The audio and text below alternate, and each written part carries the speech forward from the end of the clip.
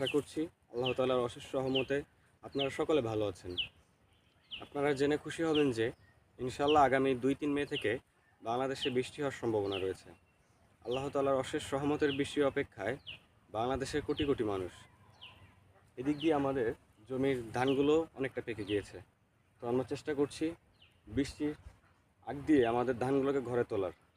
তো সে অনুযায়ী আমার চাচা ধানগুলো সকালেই কেটে রেখে গিয়েছেন, কিন্তু কাটতে কাটতে গিয়ে উনি অনেকটাই অসুস্থ।